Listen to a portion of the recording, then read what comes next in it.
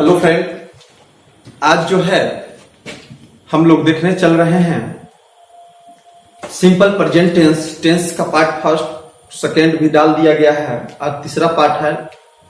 तो simple present tense का first part डाला गया है, एक बेसिक डाला गया है जिसमें सब्जेक्ट ऑब्जेक्ट वर्ब कॉम्प्लीमेंट पढ़ाया गया है।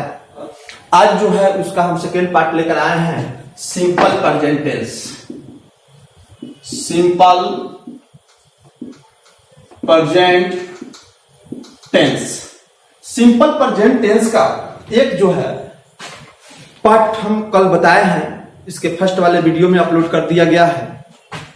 उसमें से सिंपल प्रेजेंट टेंस क्या होता है, कैसे बनता है, बहुत लंबा लंबा ट्रांसलेशन के बारे में बताए थे कि सब ट्रांसलेशन बनेगा, कैसे बनेगा, इसके बारे में हम इसके पहले वाले वीडियो में अपलोड कर दिए हैं। जो भी अगर डियर नहीं देखे हैं वो कृपया करके फर्स्ट वाले क्लास और सेकेंड वाले क्लास जो है इंट्रोडक्शन देखिए, अच्छा से समझ में आएगा। इसके बाद आपको कभी भी टेंस का मैंने ट्रांसलेशन बनाने में कहीं प्रॉब्लम नहीं होगा, ये मेरा वादा है, बशर्ते अच्छा से देखिएगा तब। तो चलिए आज हम लोग सिंपल प्रेजेंट टेंस का दूसरा पार्ट लेकर चल रहे हैं। इसमें हम बता रहे हैं, उसमें सिंपल प्रेजेंट टेंस में बहुत तरीका से क्वेश्चन पूछा जाता है एग्जाम में। आपके 12 वाले एग्जाम में 11 के लिए और 12 के लिए दोनों के लिए VVI है। यानी कहने का मतलब है कि इससे बहुत सारे क्वेश्चन ट्रांसलेशन पूछा जाता है 5 नंबर का बनाने के लिए, और मैक्सिमम विद्यार्थी जो हैं गलत कर आते हैं या छोड़ देते हैं, क्योंकि ऑप्शन भी दे देता है, लेकिन कहीं कहीं भविष्य में आने वाले में ऑप्शन अगर नहीं दिया जाए तो कैसे बनेगा, ठीक है ना। तो सिंपल प्रेजेंट टेंस का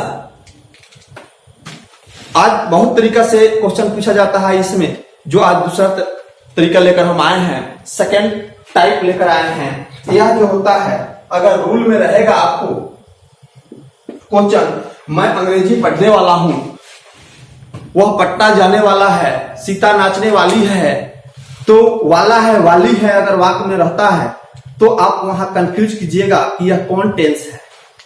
समझ रहे हैं ना, टेंस में कंफ्यूजन होता है तो उसके लिए लिख लीजिए, रूल है वो लिख लीजिए, कंसेप्ट लिख लीजिए। रूल जो है, यदि ना ने नी के बाद वाला है, ना ने नी के बाद वाला है, वाली है, वाले हैं, यदि ना ने नी के बाद वाला है, वाली है, वाले हैं इत्यादि हो तो उसका अनुवाद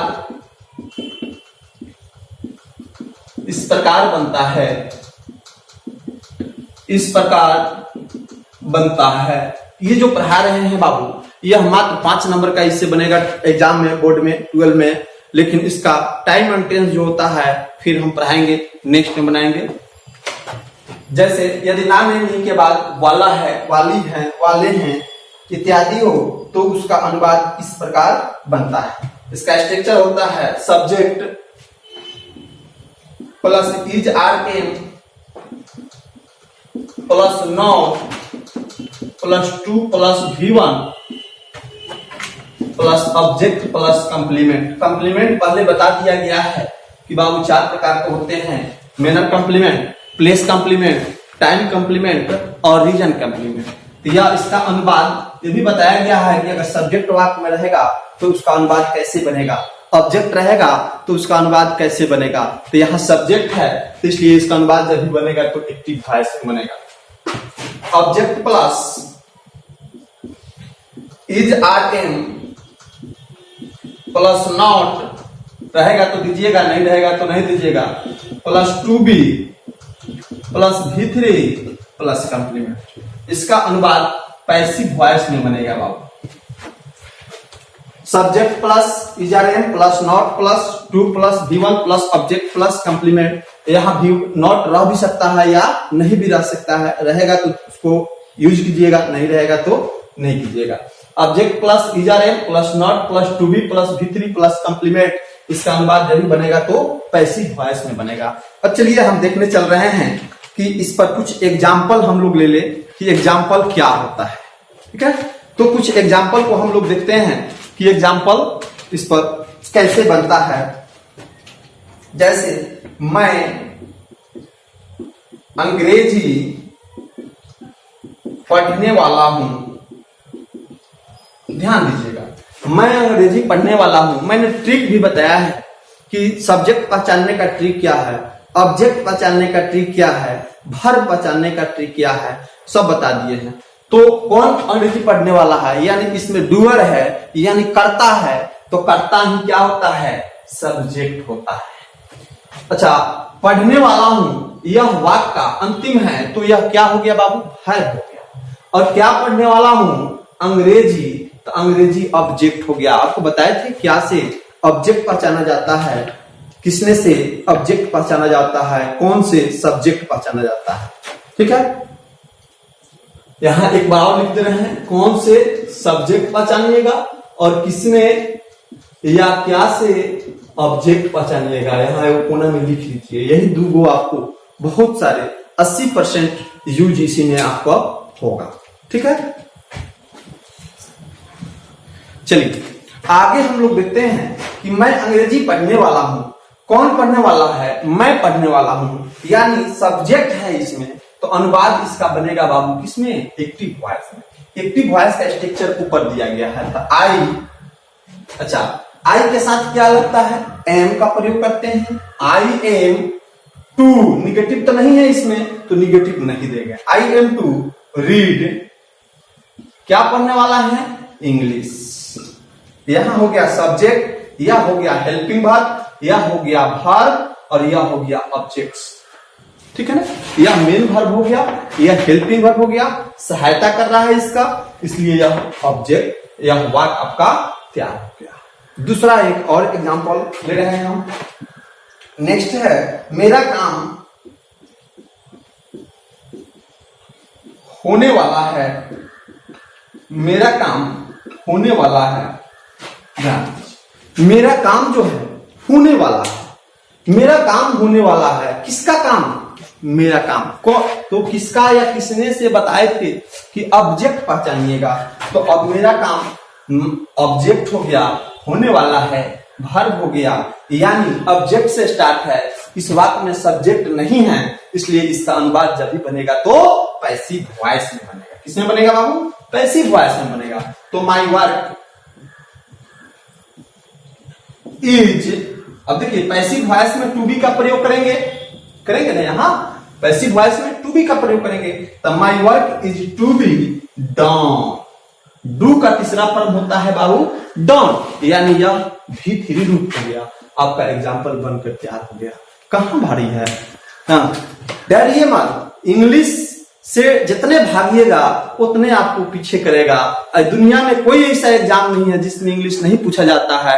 अगर कहीं इंटरव्यू देने जा रहे हैं उसमें भी इंग्लिश नेसेसरी है। ठीक है,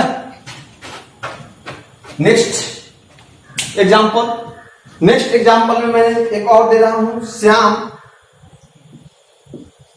श्याम मुझसे कभी नहीं मिलने वाला है। श्याम मुझसे कभी नहीं मिलने वाला है दिया गया है। लग रहा होगा कि टॉप एग्जाम्पल है, लेकिन टॉप नहीं है बाबू।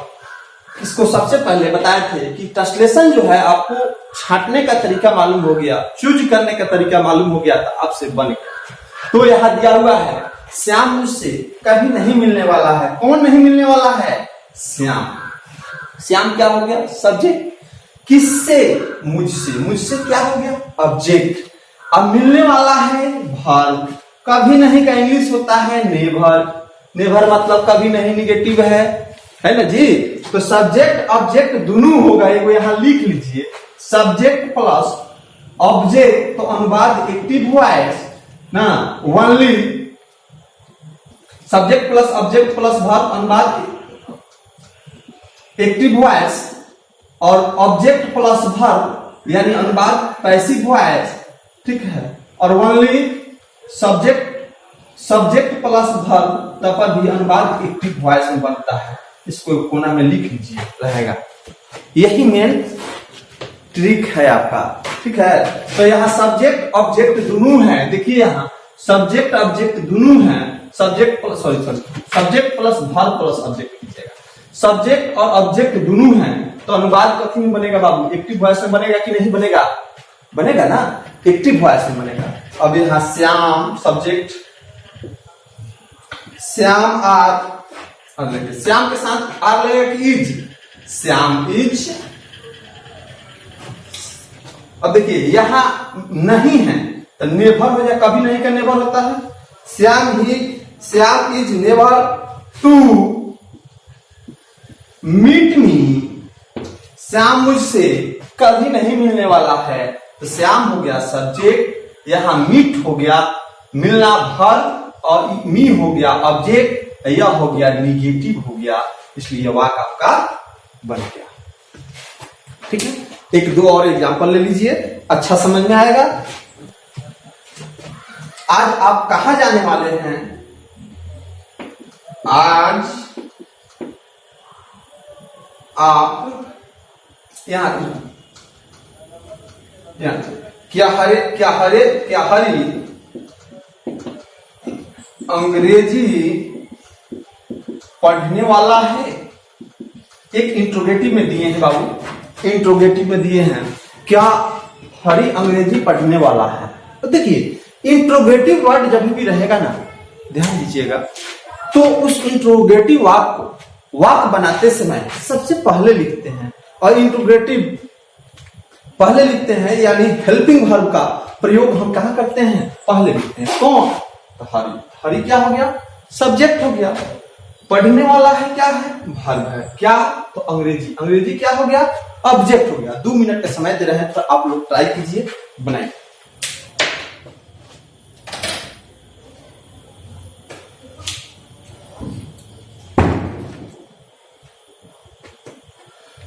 देखिए कोशिश तो कीजिए। क्या हरी अंग्रेजी पढ़ने वाला है? यहां देखिए इंट्रोगेटिव वाक्य में सबसे पहले हम हेल्पिंग वर्ब को पहले लिखते हैं, तो हरी क्या है? थर्ड पर्सन है, इसके साथ हेल्पिंग वर्ब क्या लेगा? इज लेगा। तो इज हरी टू रीड, यहां वर्ब देखिए, is Hari to read English, is Hari to read English. Next एक और एग्जांपल देखा जाए। आप कल कहां जाने वाले हैं? आप कल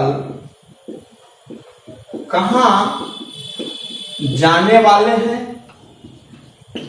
आप कल कहां जाने वाले हैं? यहां देखिए WH वर्ड, एक चीज आप लोग ध्यान में दीजिएगा, WH वर्ड का मतलब होता है वाक्य में कब, कहां, कब, बीच में अगर आ जाए तो उस वाक्य को हम कहते हैं WH वर्ड कहते हैं। क्या कहते हैं? WH वर्ड कहते हैं। तो उस WH वर्ड को हम सबसे पहले लिखते हैं। WH वर्ड के तुरंत बाद हेल्पिंग वर्ब का प्रयोग करते हैं। किसका करते हैं? हेल्पिंग वर्ब इसमें यही ना है जी, यही ना है। तो WH वर्ड के बाद तुरंत हम किसका प्रयोग करेंगे? हेल्पिंग वर्ब का प्रयोग करेंगे। तो आप कल कहां जाने वाले हैं? तो कहां का क्या होगा? वेयर आर यू, यू क्या है? सब्जेक्ट है। सब्जेक्ट ऑब्जेक्ट पहचानने का तरीका आप लोगों को मालूम चल गया होगा। तो subject where are you to go to, कल का है तो कल का होता है टुमारो, और बीता हुआ का यस्टरडे, टू टुमारो।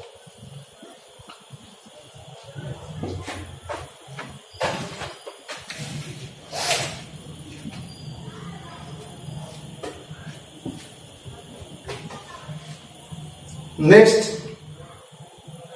राधा की शादी होने वाली है। राधा की शादी होने वाली है।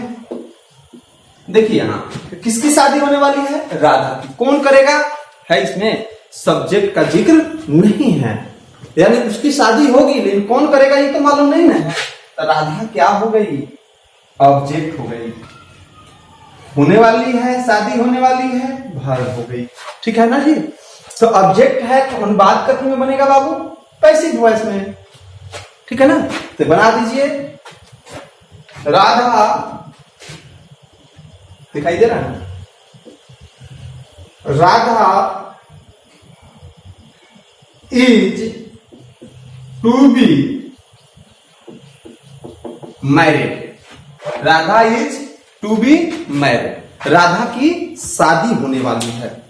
किसकी शादी होने वाली है? राधा की। तो Radha is to be married. इसी तरह जितना भी एग्जाम्पल है, आप वाला है वाली है अगर दिखाई दे तो इस टाइप पर आप बना सकते। तुम्हारे पास कौन आने वाला है? तुम्हारे पास कौन आने वाला है? तुम्हारे पास कौन आने वाला है? ये भी WH वर्ड है, क्योंकि वाक्य के बीच में कौन, कहां, कब, क्यों अगर है तो उस वाक्य को कहते हैं हम WH वर्ड कहते हैं। ठीक है ना? तो WH वर्ड है, तुम्हारे पास कौन आने वाला है। हमको लग रहा होगा कि सभी को समझ में आ रहा होगा, और थोड़ा आप लोग 2 मिनट का समय है, थोड़ा ट्राई कीजिए।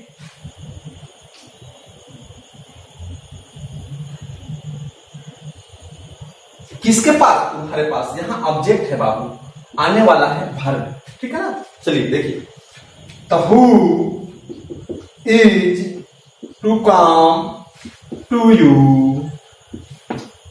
ठीक है? एक और लीजिए, आप पटना क्यों नहीं जाने वाले हैं? आप पटना क्यों नहीं जाने वाले हैं? आप पटना क्यों नहीं जाने वाले हैं? इसका भी इसी तरीके बन जाएगा। WH वर्ड को बाहर कीजिए पहले। Why are you not to go to Patna? I hope, मुझे लग रहा है कि आप लोग को समझ में आया होगा। नेक्स्ट रूल, एक और रूल ले लीजिए। नेक्स्ट रूल में है, अगर आपको वाला है वाली है पर अनुवाद रहेगा तो आपसे बन जाएगा। लेकिन अगर आपको दे दे पढ़ता है, पढ़ती हैं, पढ़ते हैं जोड़ दे, तब कैसे बनेगा? पढ़ता है, पढ़ती है, जैसे आपको एग्जाम्पल के थ्रू मैं दे रहा हूं, उसे यहां रोज रोज आना पड़ता है। तो आना पड़ता है, ये भी प्रेजेंट, सिंपल प्रेजेंट का ही है। आना पड़ता है, पढ़ती है, पढ़ते हैं, तो इसके लिए रूल लिख लिया जाए हम लोग। यदि ना ने नी के बाद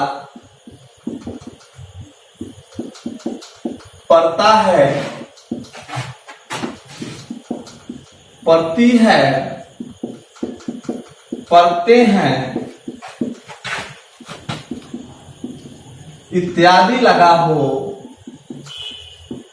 तो उसका अनुवाद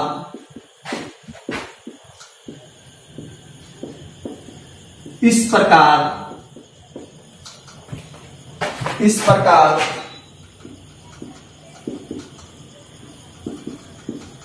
बनता है। स्ट्रक्चर: सब्जेक्ट प्लस है plus to plus V1 plus object plus complement. इसका अनुपात एक्टिव वॉइस में बनेगा बाबू। ऑब्जेक्ट प्लस है plus to be plus V3 plus complement. इसका अनुवाद पैसिव वॉइस में। आपको ये पता चल गया होगा कि सब्जेक्ट अगर रहेगा तो अनुवाद एक्टिव में बनेगा, ऑब्जेक्ट रहेगा तो अनुवाद पैसिव में बनेगा। यहां तक कोई दिक्कत नहीं है। अब जैसे हम अभी एग्जाम्पल बोले हैं कि उसे यहां रोज रोज आना पड़ता है, उसे यहां रोज रोज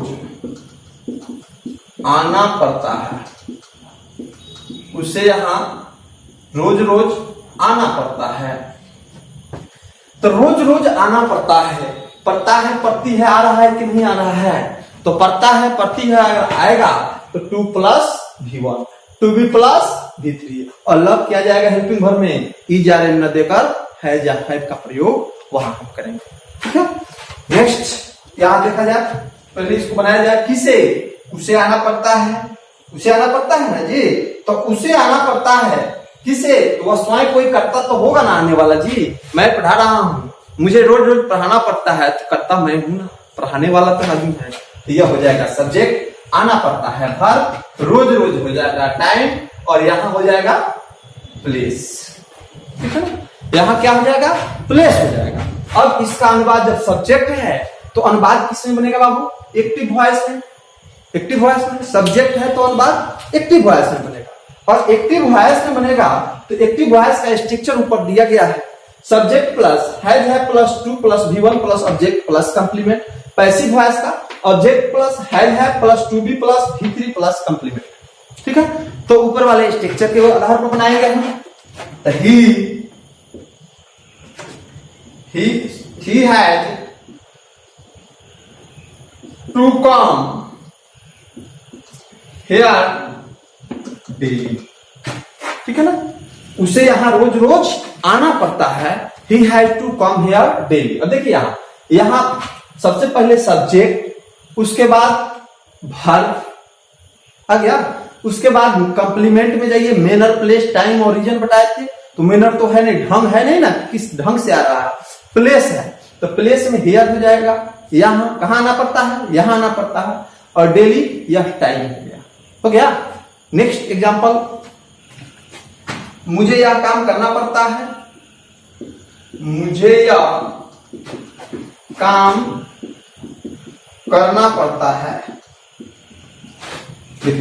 मुझे यह काम करना पड़ता है, किसे करना पड़ता है, मुझे करना पड़ता है, तो मुझे क्या हो गया, सब्जेक्ट हो गया। कौन क्या करना पड़ता है, तो यह काम, तो यह काम हो जाएगा ऑब्जेक्ट हो जाएगा ना, और करना पड़ता है क्या हो गया, वर्ब हो गया। तो सब्जेक्ट बनेगा एक्टिव वॉइस में बनेगा, किसमें बनेगा, एक्टिव वॉइस में बनेगा। तो एक्टिव वॉइस में बनेगा ऊपर वाले स्ट्रक्चर पर, तो आई हैव टू, ध्यान दीजिए, आई हैव टू डू मतलब करना होता है, वर्ब, दिस वर्क क्या करना पड़ता है, यह काम।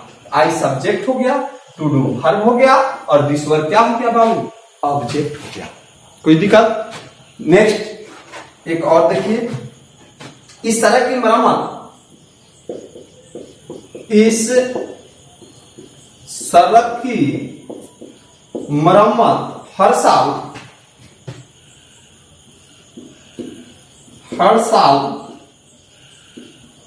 करनी पड़ती है,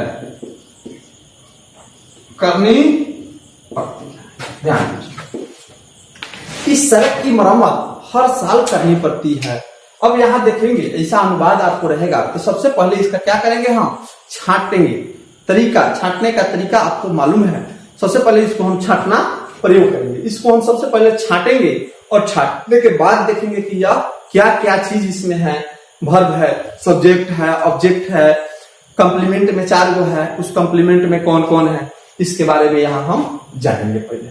तो सबसे पहले इस सड़क की मरम्मत हर साल करनी पड़ती है, ध्यान दीजिएगा, तो हर साल करनी पड़ती है, तो करनी पड़ती है वाक्य का अंत में वर्ब होता है, किसकी मरम्मत, तो इस सड़क की, तो इस सड़क ऑब्जेक्ट हो गया, और हर साल टाइम हो गया, मरम्मत करना वर्ब हो गया। अब इसको देखिए, जब ऑब्जेक्ट है तो अनुवाद क्या लगेगा, एक वो बताए थे हम जब ऑब्जेक्ट पढ़ा रहे थे, तो उस समय में हम बताए थे कि यदि का के की के बाद कोई क्रिया हो, क्या हो, कोई क्रिया हो, तो का के की के पहले वाला वाक्य जो होता है हमेशा ऑब्जेक्ट होता है। तो इस पर बना लेंगे इसको हम, देखिए, this road has to be repair, sorry passive voice में बनेगा, टू बी,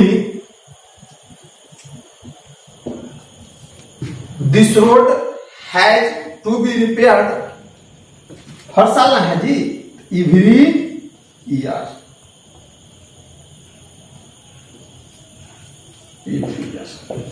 इस सड़क की मरम्मत हर साल करनी पड़ती है।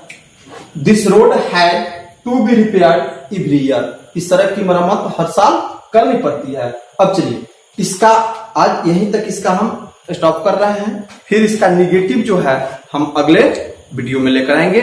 थैंक यू, धन्यवाद, जय हिंद, जय भारत।